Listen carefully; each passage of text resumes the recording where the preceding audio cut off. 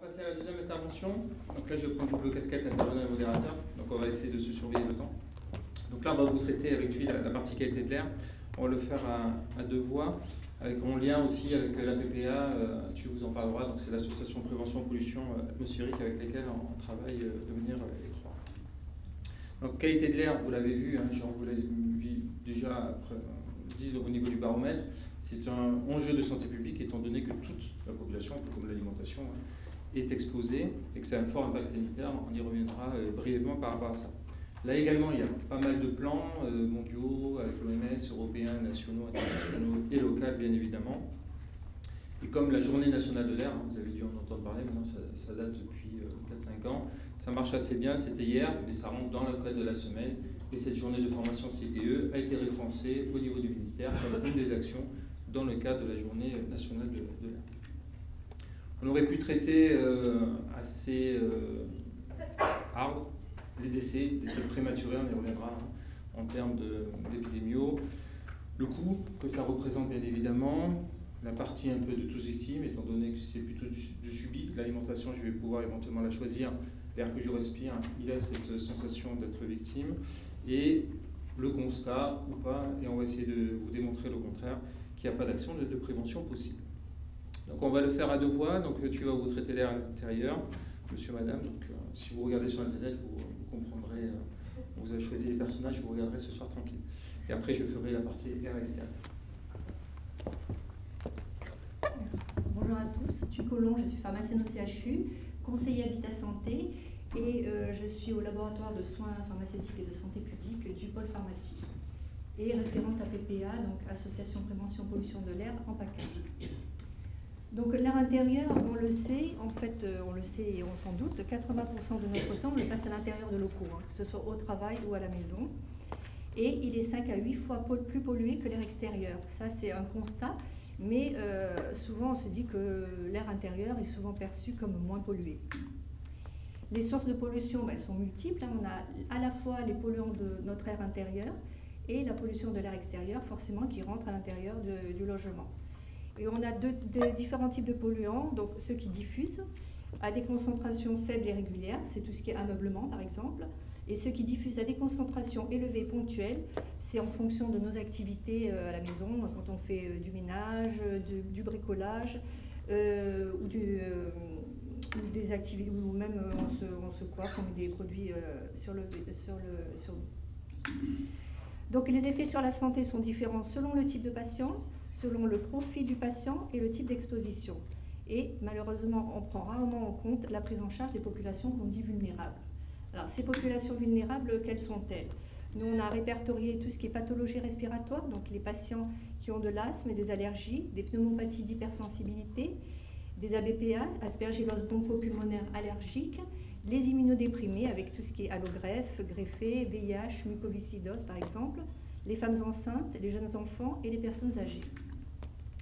Donc là, un exemple de logement où vous avez de multiples polluants et vous en avez dans toutes les pièces. Ça va de la chambre à la salle de bain, au salon. On va un peu les décrire rapidement ensemble. Donc les polluants de l'air intérieur, quels sont-ils? Vous avez différents types de polluants. Les polluants qui sont chimiques. Alors, dans les chimiques, on parle des COV, composés organiques volatiles. Ce sont des composés qui sont émissibles à température ambiante, donc très fortement émissibles. C'est tout ce qui est matériaux de construction, de décoration, les produits d'entretien, la fumée de tabac. Donc on en a partout autour de nous des COV. Le SO2, c'est tout ce qui est combustion du charbon, donc là c'est un peu moins fréquent dans les habitats. Le formaldéhyde, qui est un polluant très nocif, qu'on trouve essentiellement dans les panneaux de particules de bois. Vous avez les éthers de glycol, c'est tout ce qui est colle, vernis, les encres et certaines peintures à l'eau.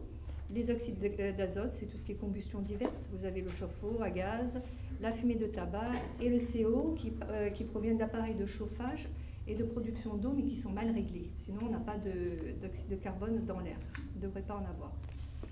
Vous avez après les polluants qui sont biologiques. Donc là, on les a classés en deux types. Vous avez tout ce qui est allergène. Donc les allergènes peuvent provenir d'animaux domestiques, des acariens. Alors les acariens, ils sont allergisants à cause de leurs déchets.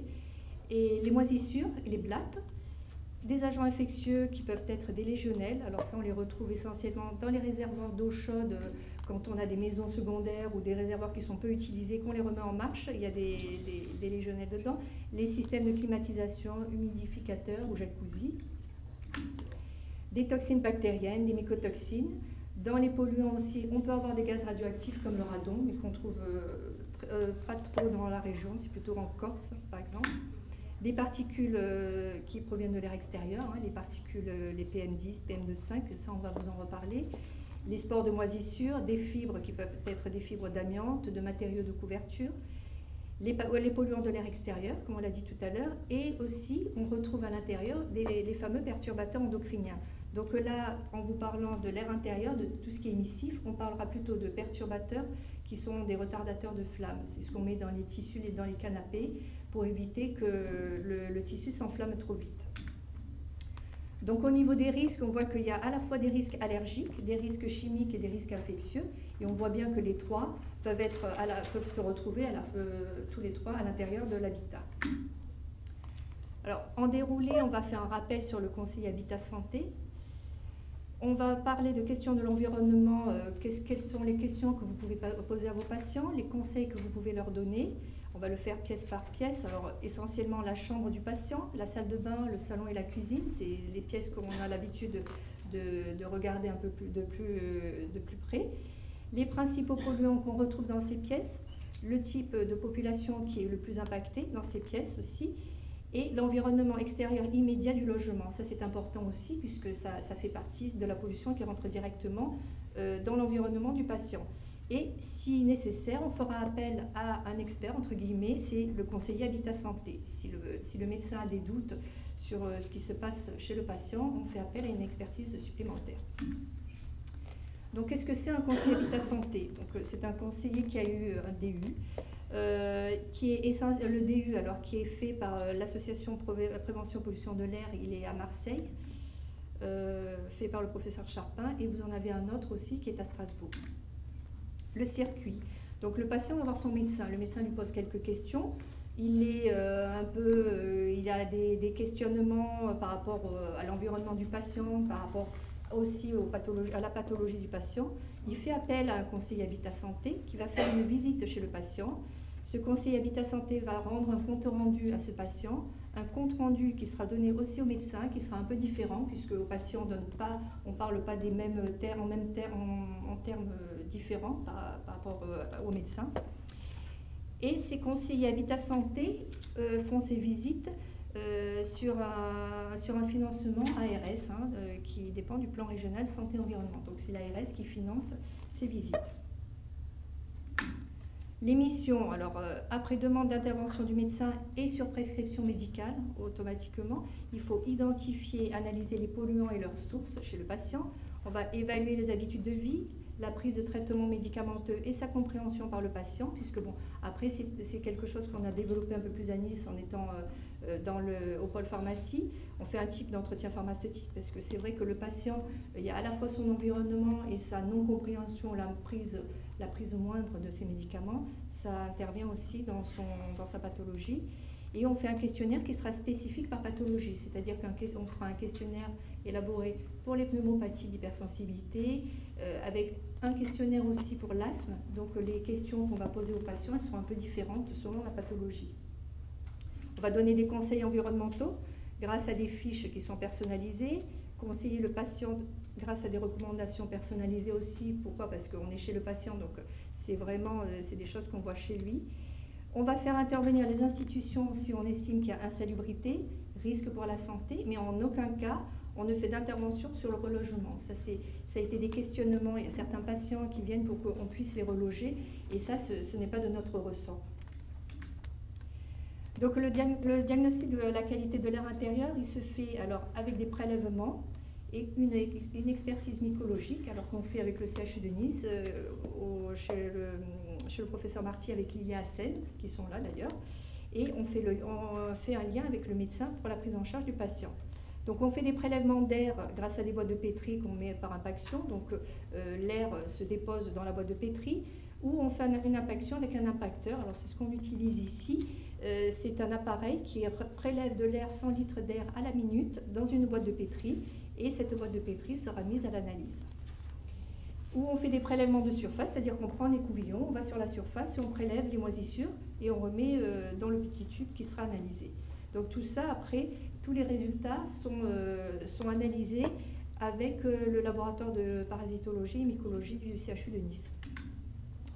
Alors à la chambre, qu'est-ce qu'on y retrouve essentiellement et qu'est-ce qu'on y cherche? On regarde les acariens. Alors les acariens, c'est des petites bêtes microscopiques de la famille des araignées qui adorent la chaleur et l'humidité. Elles aiment la chaleur, l'humidité. Bon, on sait que quand on dort, on transpire toujours plus ou moins, il fait chaud, on perd des squames, donc c'est l'endroit idéal pour que les acariens se développent. Donc ils ont de quoi manger et de quoi y vivre. On les retrouve essentiellement dans les matelas, les sommiers, les coussins, aussi tapis. Donc pour limiter les acariens, il faut aérer. Alors aérer, c'est la base, il faut le faire vraiment régulièrement et dans toutes les pièces, 2 fois par jour. Pourquoi? Parce qu'en aérant, on diminue le taux d'hygrométrie, donc l'humidité, et ça permet à l'air d'être ventilé. On limite les nids à poussière, on lave régulièrement la literie et si besoin, si le patient est très allergique aux acariens, on va proposer des housses anti-acariens. On privilégie plutôt les sommiers à latte puisque ça permet aux acariens de moins se loger dedans. On range les vêtements dans leur tiroir et éviter les tapis et les rideaux épais. Dans la chambre, on peut y retrouver aussi des composés organiques volatiles. Ça, c'est des composés qu'on va retrouver dans toutes les pièces, hein, avec l'ameublement. Donc, pour l'ameublement, il y a un étiquetage pour tout ce qui est émissif en COV. On va en reparler un peu plus tard. C'est plutôt une étiquette A+, qu'il faudrait avoir. Les bougies parfumées, donc elles sont à limiter et à proscrire. On retrouve des moisissures, s'il y a eu un dégât des eaux, s'il y a des ponts thermiques. Et les fameux perturbateurs aussi endocriniens, donc avec tout ce qui est matelas, qui peuvent être avec des retardateurs de flamme. Donc la chambre, il y a tous les patients qui sont impactés, hein, les asthmatiques avec allergie aux acariens, allergie aux moisissures, les pneumopathies d'hypersensibilité. Et là, je vous ai mis 2 photos, c'est des photos de cas où le conseiller Habitat Santé est intervenu. Donc effectivement, le patient vous dit que sa chambre, elle est bien, il n'y a rien, mais malgré ça, il y tousse. Donc en y venant, on a vu que la chambre était largement encombrée, jamais ouverte, puisqu'il ne laisse pas rentrer le soleil, il a chaud, hein, donc on n'ouvre pas la fenêtre. Et l'autre photo, c'est le cas d'un patient, pareil, hein, qui est très allergique avec un asthme non contrôlé. Et en fait, on s'est aperçu qu'il y met un elliptique. Sur l'elliptique, bon, comme c'est très tentant, on y pose plein de choses dessus et des placards ouverts. Donc, le conseiller Habitat Santé a pu voir de visu ce qui se passait, chose que le médecin, en parlant à un médecin, on lui dit non, ma chambre, ça va, tout va bien. En fait, on n'est pas conscient de ce qu'on y fait. Au salon, on y recherche aussi en polluant les acariens, toujours les mêmes, les COV avec tout ce qui est bougies parfumées, encens. Ça, c'est la grande mode, hein. On voit chez les patients beaucoup de bougies, ça sent bon, c'est zen. Le tabac, forcément. Les moisissures, alors les moisissures, on peut en retrouver aussi dans les lames de climatiseurs. C'est ce qu'on a retrouvé assez fréquemment. On va sur les lames, on prélève et il y a une charge en moisissure qui est très importante. Les perturbateurs endocriniens aussi. Donc, les conseils qu'on peut y donner dans ces salons, c'est choisir des matériaux, tout ce qui est peinture par exemple, et mobilier, les moins émetteurs en COV. Donc là, vous avez le logo A+, c'est du A+, au C. Le A+, c'est le moins émetteur en COV, au C qui est le plus émetteur. Donc en fait, quand on choisit des meubles, il vaut mieux plutôt prioriser ceux où il y a le A ou le A+. On va éviter l'utilisation des désodorisants d'ambiance, qui émettent des COV, des hydrocarbures aromatiques polycycliques, des formaldéhydes. On va aérer toujours tous les jours, 2 fois par jour, et surtout pendant les activités de ménage et de bricolage. On va limiter le nombre de plantes et de pots de fleurs. Pourquoi? Parce que les plantes et les pots de fleurs amènent une humidité supplémentaire, hein, puisque ça garde toujours l'eau dans la terre, garde toujours cette humidité qui est relarguée à l'extérieur. Et on va éviter rideaux, tapis, rideaux épais, tapis et moquettes. Voilà. Alors quand on a des meubles, quand on vient d'acheter des meubles, s'il y a des émissions de COV, forcément un peu, donc on va se dire que dans les 15 jours, il y a le plus d'émissions de COV, au bout de 15 jours, elle a bien diminué. Dans les 15 premiers jours, c'est une émission maximum. Donc il faut bien aérer la pièce ces jours-là. Et aussi quand on refait la chambre de bébé, la refaire bien en amont, pas attendre l'arrivée du bébé pour refaire la chambre. Donc le salon, pareil, asthmatique, les allergies aux acariens, les allergies, les ABPA, les pneumopathies d'hypersensibilité. Alors là, c'est pareil, c'est 2 photos où le conseiller Habitat Santé a pu intervenir et le cas a été intéressant. C'est que le patient très allergique aux acariens, il habite une maison où il y a du carrelage au sol, donc c'était parfait. La maison, elle n'est pas trop chargée en objets de décoration, donc c'est ce qu'il a dit à son médecin. Par contre, comme ces crises pareilles, elles étaient toujours récurrentes en rentrant à la maison, on s'est aperçu que le canapé en tissu, qui est un canapé en tissu assez ancien et jamais aspiré, il était recouvert de 3 plaids. Et le patient mettait des plaids partout, sur tous ses meubles, sur son lit. L'autre cas, c'est le cas d'une pneumopathie, donc c'est une patiente, beaucoup de plantes, donc beaucoup d'humidité, et une volière aussi à l'intérieur de son logement.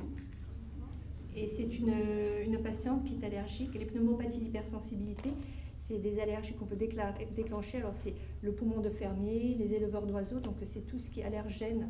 Là, a priori, c'était les oiseaux qui, au fur et à mesure, sensibilisent et ça fait des réactions exacerbées au niveau du poumon qui fait des plaques. Donc maintenant, je vais vous parler de la salle de bain. Alors la salle de bain, c'est là où on trouve le plus de moisissures, parce qu'il y a de l'humidité, et les risques sont en lien avec le type de souche retrouvée, la pathologie. Donc on ne cherchera pas le même type de souche par rapport à une pathologie donnée.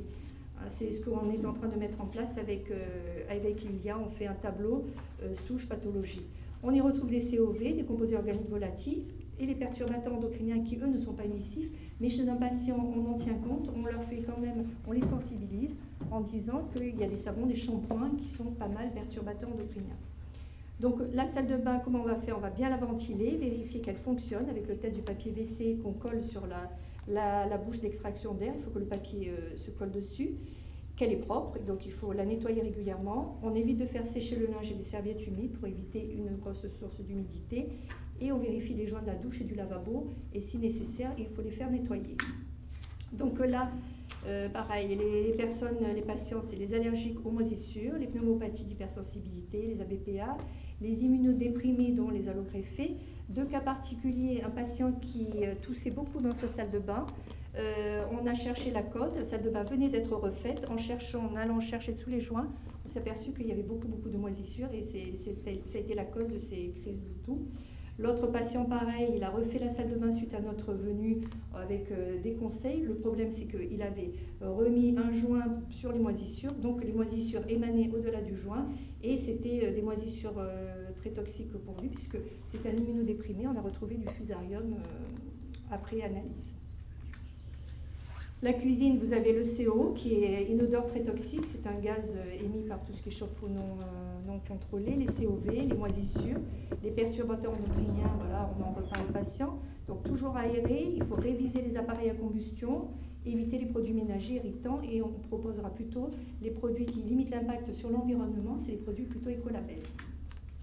Pareil, là, c'est le cas d'une cuisine encombrée, non aérée, avec un chauffe-eau non révisé.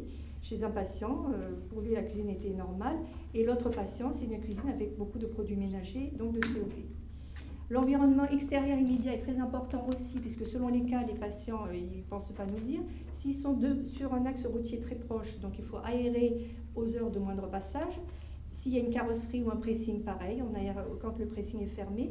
S'il est près d'un parc ou un jardin, on regarde le type d'arbre et les liens éventuels avec les allergies retrouvées, et les fameux pigeons ou oiseaux, il faut vérifier s'il y a la présence d'oiseaux sur les rebords des fenêtres, par exemple. Alors là, c'est 3 cas. Un patient allergique au cyprès, sur son bilan allergénique, il était marqué cupressacées, donc il n'a pas fait le lien. Le médecin, en lui en parlant, il a dit non, je n'ai pas de cyprès. Il avait des cupressacées, donc en y allant, on a vu. L'autre patient, c'est qu'il est PHS aux plumes et poils d'oiseaux. Il avait des oiseaux qui venaient se poser, mais il ne les voyait jamais. Par contre, tous les jours, il nettoyait les fientes d'oiseaux. Et l'autre patiente, pareil, PHS aux oiseaux. On a retrouvé des pics pour éviter que les pigeons se posent sur la fenêtre attenante à son logement. Donc ça, c'est important. Le patient ne pense pas le dire, mais par contre, le risque y est. Alors, je vais terminer par le parcours du patient allogreffé, c'est ce qu'on fait en ce moment. Donc, on fait une visite conseillée Habitat Santé à N-1, c'est-à-dire avant que le patient soit greffé. On fait une visite, des mesures, des conseils vaccination pour l'entourage et le patient, mais c'est surtout l'entourage, puisque le patient est pris en charge au niveau vaccinal. À M0, il est hospitalisé, on va le voir dans le service, on fait un entretien pharmaceutique juste un peu avant qu'il sorte, pour lui montrer à quoi servent ces médicaments. Et s'il est observant, s'il comprend à quoi servent les médicaments, il prendra d'autant mieux ces médicaments. On fait le lien avec le pharmacien d'officine de ville pour qu'il ait en stock les médicaments que le patient va prendre. Et entre-temps, il aura fait les travaux éventuels pour améliorer la maison. Il va y avoir un M2, M3, au pareil, on va revérifier l'observance, entretien pharmaceutique si nécessaire, et épurateur d'air si nécessaire aussi. Si on a estimé qu'il y a des risques qui sont accrus chez ce patient, on lui fait mettre un épurateur d'air. Donc on intervient en amont pour permettre une prise de conscience du patient et de son entourage avant le retour à domicile de ce patient. Donc à retenir, c'est 80% du temps qui passe en intérieur. Il y a des polluants intérieurs-extérieurs. On va donner des conseils simples, jamais affoler trop le patient. Des actions qui sont très faisables, hein, aérer, voilà, ventiler. Il y a quelques habitudes qui sont difficiles à changer. Alors après, ça dépend. Les patients immunodéprimés, ils sont très impliqués, donc ils le changent facilement. Et sinon, le conseil Habitat Santé intervient s'il y a sous-estimation ou non-identification des risques. Donc voilà, c'est une nouvelle approche de la prise en charge du patient dans son parcours. Le retour d'expérience a été positif et il faut intervenir en prévention et en amont chez des patients en pathologie impactés par l'environnement, c'est ce qu'on a vu. Les visites permettent alors pour le médecin une prise en charge bien adaptée, pour le patient une sensibilisation à son environnement et une meilleure compréhension de son traitement, ce qui entraîne une meilleure observance. Et la collaboration interprofessionnelle est indispensable, c'est ce qu'on fait, le médecin, le mycologue et le pharmacien, et c'est à développer encore plus. Et puis un esprit d'équipe au sein de la pharmacie aussi qui est important, puisqu'on travaille quand même en équipe au sein de la pharmacie. Voilà, je vous remercie.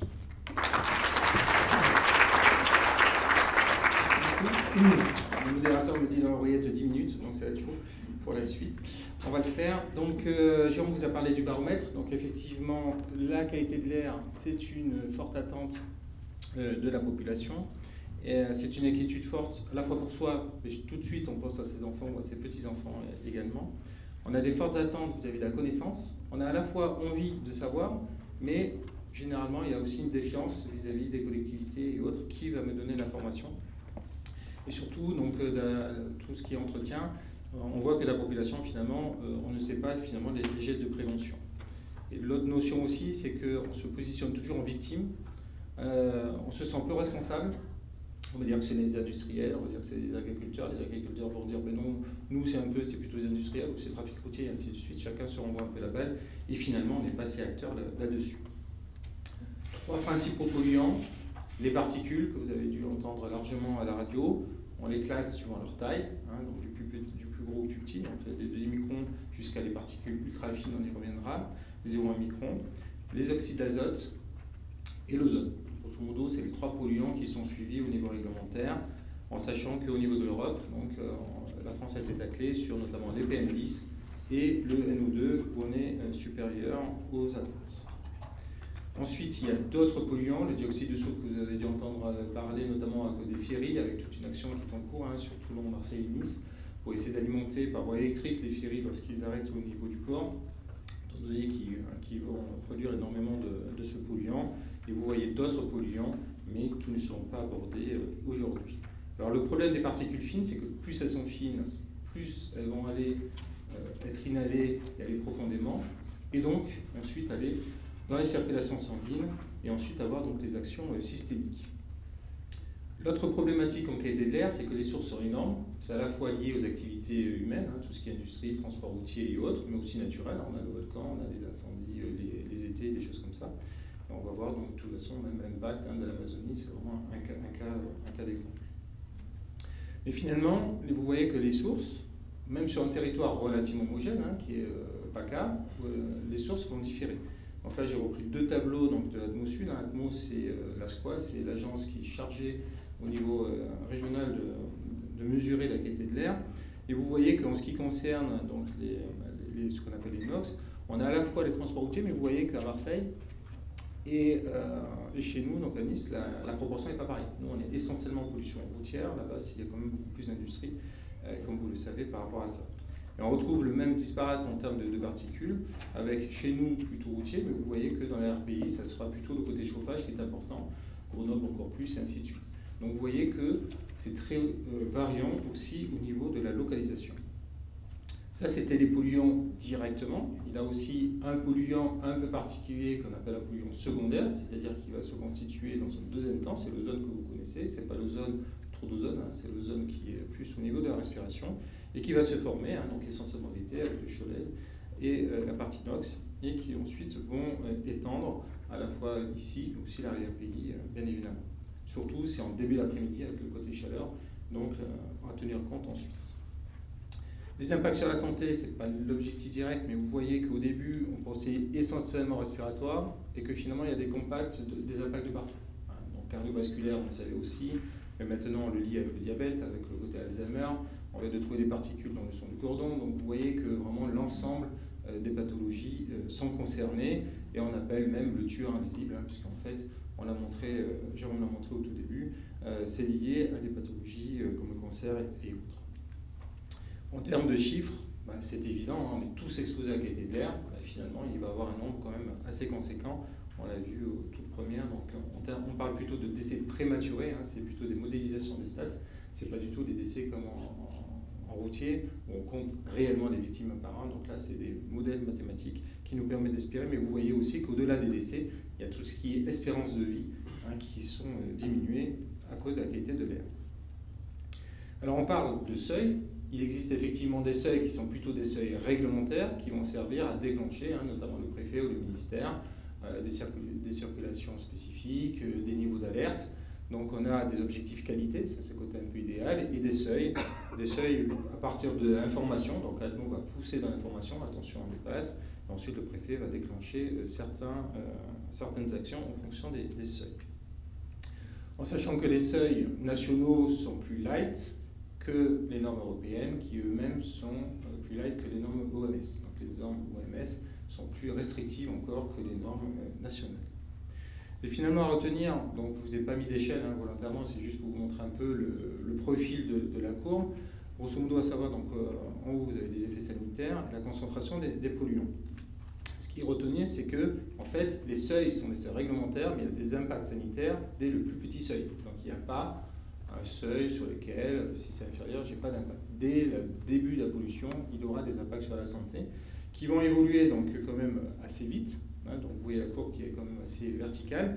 C'est-à-dire que finalement, pour une faible baisse de concentration, ça vaut le coup parce que du coup, on va baisser de manière majoritaire l'impact sanitaire. Par contre, ensuite, quand on est hyper pollué, comme certaines villes d'Asie et autres, finalement, il y a un système plutôt de plateau, grosso modo de saturation finalement de pollution, où ce n'est pas exponentiel.